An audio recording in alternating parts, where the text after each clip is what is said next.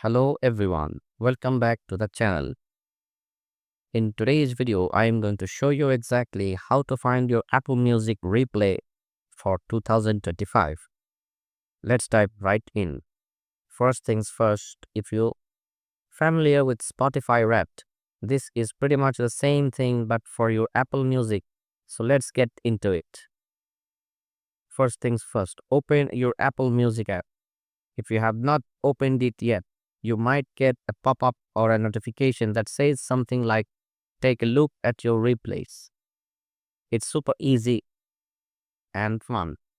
All you need to do is to follow the steps on the screen and it will show you your top 5 most played songs and artists for the year.